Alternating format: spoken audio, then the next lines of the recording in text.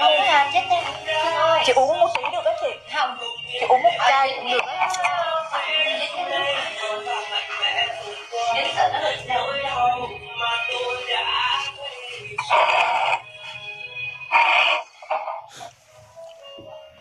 Uống xịt tinh à? Không. Uống không phải uống xịt tinh đâu, uống bia. Uống bia Jumbo. Ê, cứ quay ba chị em mình nè. Đây nè, ngồi lên luôn đi. Chị ngồi xích tôi nè. Mình để chỗ nào nó rộng rộng á, xong rồi bắt đầu mình ngồi. Trên thể luôn, em để trên thể luôn, xong rồi Để trên thể ngồi thì ngồi á, nó không có ra. em để trên cái gối. Không, mình để đây nè. Để gấp để đều. Để nè, để. Để đây, đây, biết rồi.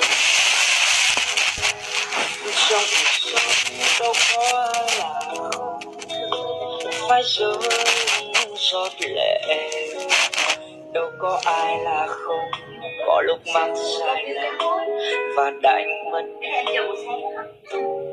người mình đã ngày xưa tôi cũng thế, chỉ vì những đam mê đánh mất tôi đã giờ đây ôm nỗi tiếc, nhiều khi muốn thét lên xa như ngày ấy có thể quay lại với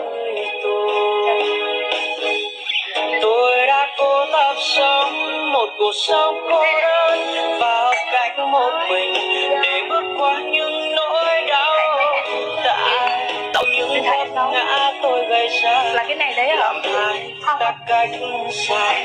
Tôi đã cố tập quên những quá khứ đau thương cho số ngày ấy cũng đã xa xôi, không biết liệu tôi có thể đứng lên và mẹ vượt qua nỗi đau mà tôi đã gây ra.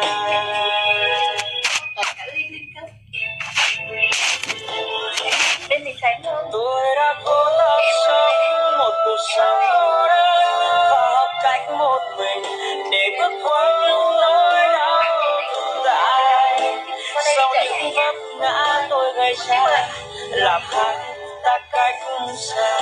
Tôi đã cố tập quên quá khứ đau thương cho dù ngày ấy cũng đã xa xôi, không biết liệu tôi có thể đứng lên và mạnh mẽ vượt qua nỗi đau mà tôi đã gây ra.